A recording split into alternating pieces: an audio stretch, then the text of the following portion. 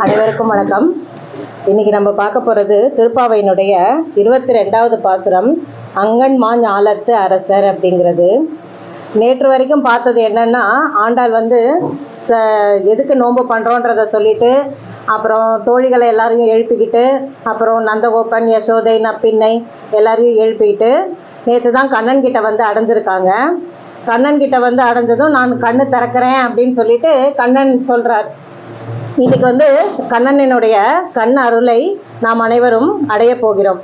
கண்ணனினுடைய கண் பார்வை கடாட்சம், அதை இன்னைக்கு நாம் எல்லாருமே அனுபவிக்க போகிறோம் இந்த ஆண்டாளின் 22வது பாசுரம் வழியாக. இங்க எப்படி சொல்றாங்கன்னா, அங்கன்மா ஞாலத்தரசர் அபிமான பங்கமாய் நின் பள்ளி கீழே அப்படின்னு சொல்லிட்டு சொல்றாங்க. இப்போ அரசர்கள் அப்படின்னு சொல்லிட்டு அரசர்கள் எல்லாம் தங்களுடைய கர்வங்கள் எல்லாம் அழிந்து உன்னுடைய பள்ளிக்கட்டி கீழே நிற்கிறாங்க அப்படின்னு சொல்லிட்டு சொல்றாங்க.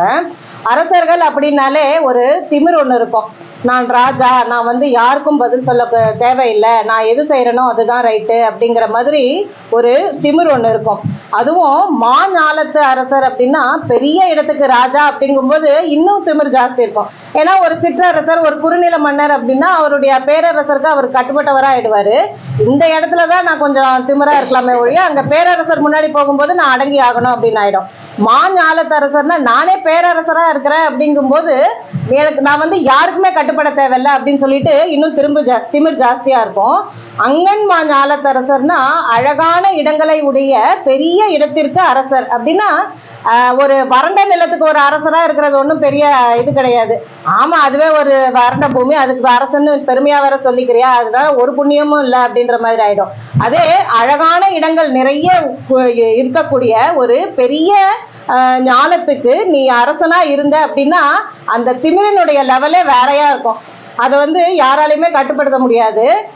இவ்வளவு பெரிய அழகான இடங்கள் உங்க ஊர்ல இருக்குதா, இவ்வளவு செழிப்பு உங்க ஊர்ல இருக்குதா, நான் தான் இந்த எல்லாத்துக்குமே ராஜா, என்ன கேள்வி கேட்பார் யாருமே இல்லை அப்படின்ற ஒரு திமிர் ஒண்ணு இருக்கும்.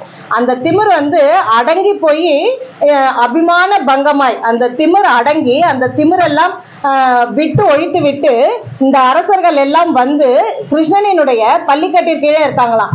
அப்படி யார் கிருஷ்ணனுடைய பள்ளிக்கட்டிற்கு கீழே அகங்காரம் எல்லாம் தொலைச்சிட்டு நின்னாங்க அப்படின்னு பார்த்தோம்னா, துரியோதனன்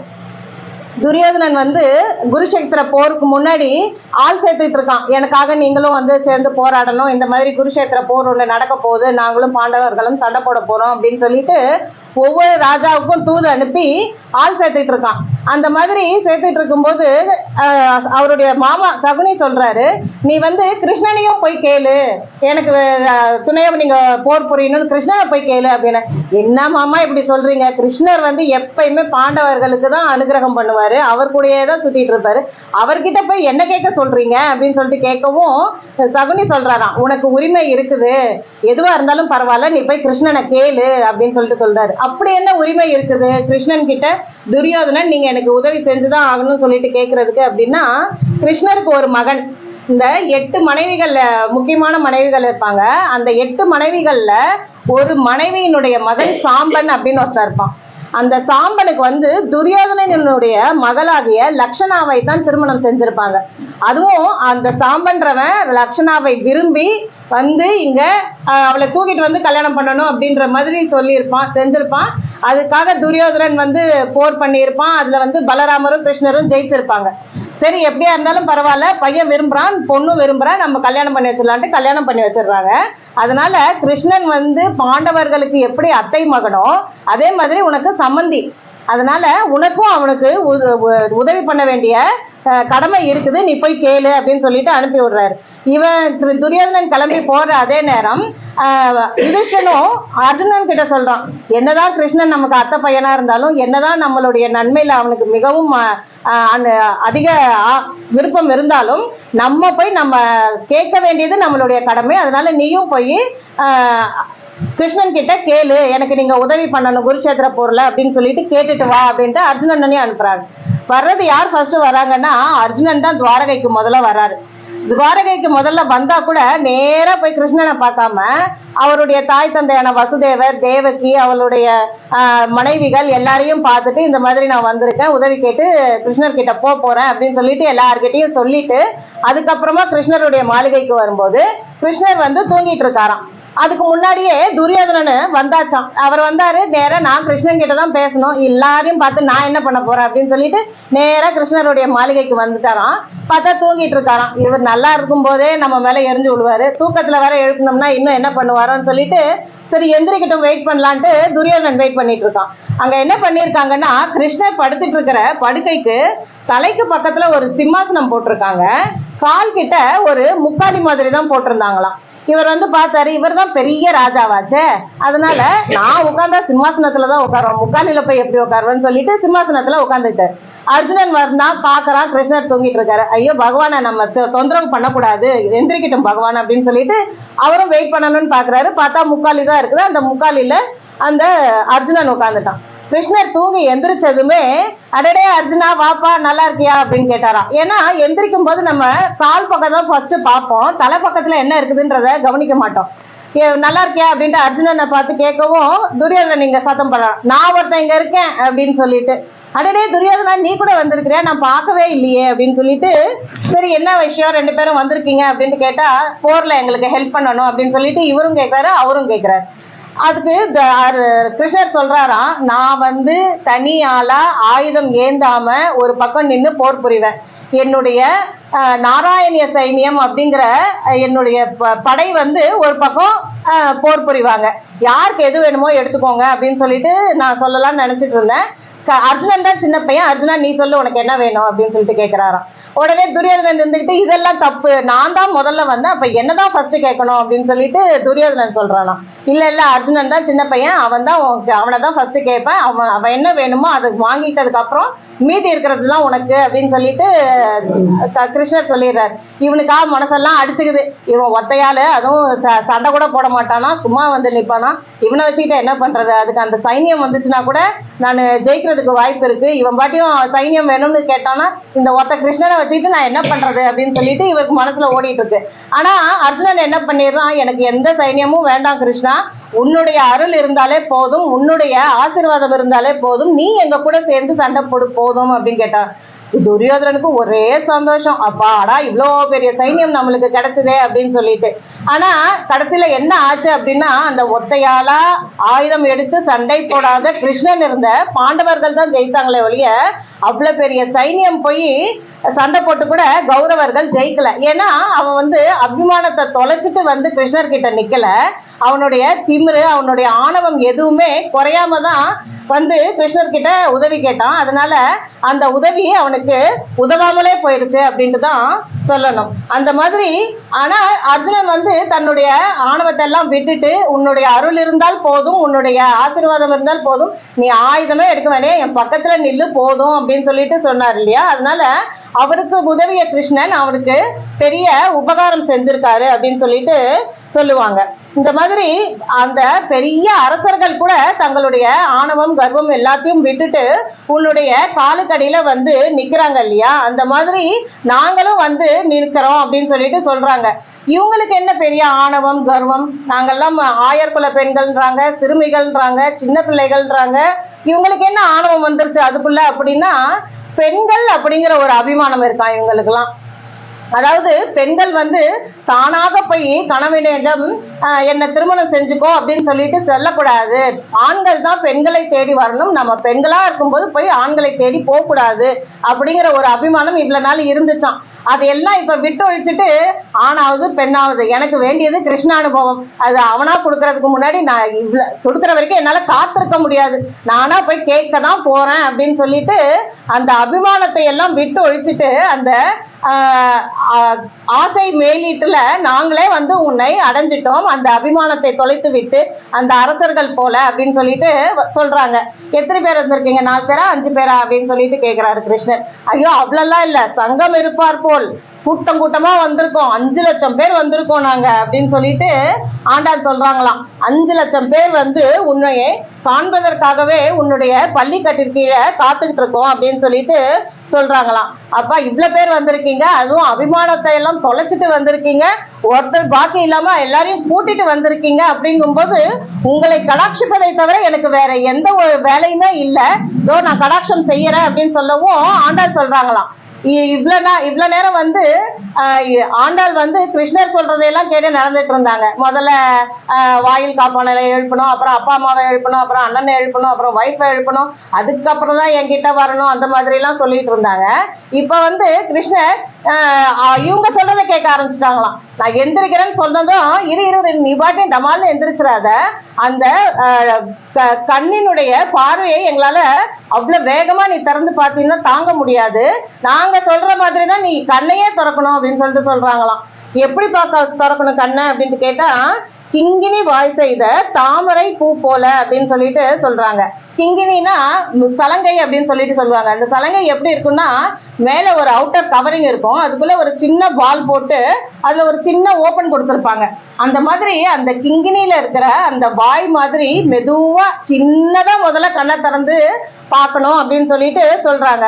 அந்த கண்ணை சின்னதா திறந்து பார்க்கறது எப்படி இருக்கணும்னா, தாமரை பூ மாதிரி அவ்வளவு சாஃப்டா இருக்கணும், அவ்வளவு அழகா இருக்கணும். அந்த மொட்டான இருக்கிற தாமரை சூரிய ஒளி பட்டதுமே அப்பதான் பூக்குது, அப்படிங்கும்போது அது எவ்வளவு சாஃப்டா இருக்குமோ அந்த அளவுக்கு சின்ன கண்ணாலேயே அவ்வளவு சாஃப்டா எங்களை பார்க்கணும் அப்படின்னு சொல்லிட்டு சொல்றாங்க. கிங்கினி வாய் செய்த தாமரை பூ போல செங்கன் சிறுசிறிதே எம்மேல் விழியாவோ, அந்த கண்ணுலையும் கோபம் எல்லாம் கொப்பளிக்க கூடாது, செங்கன்னா இருக்கணும் அப்படின்னு சொல்லிட்டு சொல்லுவாங்க. அது எப்படி இருக்குது அப்படின்னா, திருப்பாணாழ்வார் தான் பெருமாளை ஒவ்வொரு அங்கமா அனுபவிப்பார். கால் எப்படி இருந்துச்சு, தலை எப்படி இருந்துச்சு, கண் எப்படி இருந்துச்சு, வயிறு எப்படி இருந்துச்சு அப்படின்னு சொல்லிட்டு அதுல அவர் கண்ணை விவரிக்கும் போது சொல்லுவாரு, கரியவாகி புடை பறந்து மிளிர்ந்து செவ்வரி ஓடி அப்படின்னு சொல்லிட்டு. அந்த மாதிரி அழகான கண்கள் உன்னுடைய கண்கள், அந்த செம்மையான கண்களை கொஞ்சம் கொஞ்சமா எங்க மேல திறந்து பார்க்கணுமா. அது எப்படி செங்கல், ஏன் கண்கள் மட்டும் சிவப்பா இருக்கா, ஆள் மட்டும் அவ்வளவு கருப்பா இருக்கான், அந்த கண்களும் கருப்பா இருந்துச்சுன்னா தானே அழகு அப்படின்னு சொல்லிட்டு நினைக்கலாம். தாயாருக்கு அந்த மாதிரி கருப்பான கண்கள் இருக்குமா, மைத்தடங்கண்ணினாய் அப்படின்னு சொல்லிட்டு நப்பினைய பத்தி பார்க்கும்போது பார்த்தோம். ஆனா இங்க கிருஷ்ணருக்கு பார்க்கும்போது செங்கண் அப்படின்னு சொல்லிட்டு பார்க்கிறோம். ஏன் அப்படின்னா, கருப்பா இருக்கிற கண்ணனை பார்த்து பார்த்து தாயாரினுடைய கண்களும் கருத்த விழிகளா ஆயிடுச்சான். அதே மாதிரி சிகப்பா இருக்கிற தாயாரை பார்த்து பார்த்து கண்ணனுடைய கண்கள் செம்மையான கண்கள் செங்கண்களா ஆயிடுச்சு அப்படின்னு சொல்லிட்டு சொல்றாங்க. அந்த செம்மையான கண்களை சிறிதே எம்மேல் விழிக்கணுமா, கொஞ்சம் கொஞ்சமா திறக்கணும் அப்படின்னு சொல்லிட்டு சொல்றாங்க. அந்த கண்ணுல அது கண்ணே ரொம்ப சின்ன அங்கம் தான், அந்த அங்கத்திலையும் ஒவ்வொரு துளியையும் நாங்க ரசிச்சு பார்க்கணும் அப்படின்னு சொல்லிட்டு கொஞ்சம் கொஞ்சமா திறக்கணும் அப்படின்னு சொல்லிட்டு சொல்றாங்க. செங்கன் சிறிதே எம்மேல் விழியாவோ அப்படின்னு சொல்லிட்டு கேக்குறாங்க. திங்களும் ஆதித்யனும் எழுந்தாற்போல், எப்படி திறக்கிறது எப்படி இருக்கணும்னா, ஒரு கண் சூரியன் மாதிரியும் ஒரு கண் சந்திரன் மாதிரியும் இருக்கணும் அப்படின்னு சொல்லிட்டு சொல்றாங்க.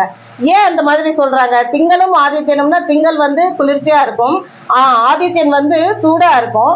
பகைவர்களை பார்க்கும் போது தானே கண்கள் சூடா இருக்கணும், கொப்பளிக்கணும், கோபம் வரணும். நம்மளை பார்க்கும்போது எதுக்கு அந்த கண்களில ஆதித்யனுடைய அம்சம் இருக்கணும் அப்படின்னா, நம்மளுடைய பாவங்களை எல்லாம் அழிக்கணும் அப்படிங்கிறதுக்காக அவர் வந்து அந்த ஆதித்யனை போல பார்க்கணும் அப்படின்னு சொல்லிட்டு சொல்றாங்க. அதே மாதிரி சூரியனுக்குரிய இது அம்சம் என்னன்னா, வெறும் வெப்பம் மட்டும் கிடையாது, சூரியன் வந்து மிகவும் ஒளி பொருந்தியது. அந்த சூரிய வெளிச்சம் இருந்துச்சு அப்படின்னா நம்ம வீட்டுல எந்த விளக்கு கூட போட தேவையில்லை, அந்த மாதிரி வெளிச்சம் உடையவன். அந்த வெளிச்சம் வேணும் எங்களுக்கு அப்படின்னு சொல்லிட்டு சொல்றாங்க. எங்களுடைய வாழ்க்கை இப்ப வந்து உன்னுடைய பார்வை படாததுனால, உன்னுடைய அனுகிரகம் கிடைக்காததுனால இருண்டு போயிருக்கு. அந்த வெளிச்சத்தை நீ வந்து சூரியன் போல எங்களுக்கு கொடுக்கணும் அப்படின்னு சொல்லிட்டு கேக்குறாங்க. அதே மாதிரி திங்கள் வந்து குளிர்ந்த நிலவு அப்படின்னு சொல்லிட்டு சொல்லும் போது அது எல்லாருக்குமே மிகவும் முகப்பானதா இருக்கும். எங்க வாழ்க்கையில ஒளியும் ஏற்றி வைக்கணும், அதே மாதிரி எங்களுக்கு மிகுந்த குளிர்ச்சியையும் தந்து ஆசீர்வாதத்தையும் தந்து எங்களுக்கு அனுகிரகம் செய்யணும் அப்படிங்கிறதுக்காக திங்களும் ஆதித்யனும் எழுந்தார் போல் அப்படின்னு சொல்லிட்டு அது ரெண்டுமே சேர்ந்து எழுமா. எப்ப எழும் அப்படின்னா கன்னியாகுமரியில தான் அந்த மாதிரி பார்க்கலாம். ஒரு பக்கம் சூரியன் மறைஞ்சுக்கிட்டே இருக்கும், இன்னொரு பக்கம் சந்திரன் உதிச்சுக்கிட்டே இருக்கும். இல்லைன்னா சூரியன் உதிச்சுட்டு இருக்கும், சந்திரன் மறைஞ்சுக்கிட்டு இருக்கும். அந்த மாதிரி பாக்குறதுக்கு நாங்க ஒவ்வொரு தடவையும் கன்னியாகுமரிக்கு எல்லாம் போய்கிட்டு இருக்க முடியாது. நீங்க அந்த மாதிரி திங்களும் ஆதித்யனும் எழுந்தது போல எங்கள் மேல நோக்கணும் அப்படின்னு சொல்லிட்டு சொல்றாங்க. அங்கன் இரண்டும் கொண்டு எங்கள் மேல் நோக்குதியல். அந்த மாதிரி சரி இவங்கெல்லாம் வந்திருக்காங்க, போனா போகுது பாவம் அப்படின்னு நினைச்சுக்கிட்டு நீ அந்த இரண்டு கண்களையும் திறந்து எங்களுக்கு அருள்மழை பொழிந்தாய் ஆனால் நோக்குதியல் பார்ப்பாயானால் எங்கள் மேல் சாபம் இழிந்தேலோ ரெம்பாவாய். எங்கள் மேல் இருக்கக்கூடிய அனைத்து சாபங்களும் நீங்கும் அப்படின்னு சொல்லிட்டு சொல்றாங்க. அது என்ன சாபம் அப்படின்னா, பாவம் தான் நம்ம செய்வோம். நம்ம செய்யற நன்மைகள் தீமைகள் எல்லாம் நம்மளுக்கு பாவங்களாகவும் புண்ணியங்களாகவும் தான் வந்திருக்கும். ஆனா நம்ம பிறருக்கு ஏதாவது ஒரு துன்பம் விளைவிச்சிட்டோம் அப்படின்னு சொன்னா அது வந்து நம்மளுக்கு சாபமா வந்து சேரும். இந்த மாதிரி ஒரு சாபம் நம்மளுக்கு இருக்குது அப்படிங்கிறது கூட ஒரு சில சமயம் நம்மளுக்கு தெரியாது. இப்போ அகலிகைக்கு ஒரு சாபம் ஒண்ணு இருந்துச்சு, கல்லாய் கிடக்கணும் அப்படின்னு சொல்லிட்டு. அந்த அகலிகையினுடைய சாபத்தை உன்னுடைய காலில் இருக்கிற தூசியினால நீ சரி செஞ்சு விட்ட. அதே மாதிரி மகாபலி தன்னுடைய ஆணவத்தால இந்திரன் ஆகணும்னு சொல்லிட்டு நினைச்சிட்டு இருந்தான். அவனுடைய செருக்கு அப்படிங்கிறதே அவனுக்கு ஒரு சாபம். அவ்வளவு நாள் ஹரிபக்தனாக இருந்தவன் திடீர்னு செருக்கோட இருந்தான் அப்படின்னா அதுவே அவனுக்கு ஒரு சாபம் மாதிரி தான். அந்த சாபத்தை உன்னுடைய பாதத்தால தீர்த்து வச்ச. இந்த மாதிரி கிருஷ்ணாவதாரத்திலையும் நலக்கூபரன் மணிகிரீவன் ரெண்டு பேரு குபேரனுடைய பிள்ளைகள். அவர்களுக்கு ஒரு நாரதர் வந்து ஒரு சாபம் கொடுத்தாரு, நீங்க ரெண்டு பேரும் மரமா போங்கன்னு சொல்லிட்டு. அவங்க ரெண்டு பேரும் உன்னுடைய புழக்கடையில மரங்களா இருந்தாங்க. நீ என்ன பண்ண அப்படின்னா உன்னுடைய முழங்காலால தவழ்ந்து போய் அந்த உரலை இழுத்துக்கிட்டே போய் அதனால இடிச்சு அவர்களுடைய சாபத்தை எல்லாம் சரி செஞ்சு விட்ட. இந்த மாதிரி பல பேருடைய சாபத்தை எல்லாம் நீக்கிய நீ எங்களுடைய சாபத்தையும் நீக்க வேண்டும் அப்படின்னு சொல்லிட்டு சொல்றாங்க. இவங்களுக்கு என்ன சாபம் அப்படின்னா இந்த கிருஷ்ண கடாட்சம் கிடைக்கவில்லை அப்படிங்கிறது தான் இவங்களுடைய சாபமா.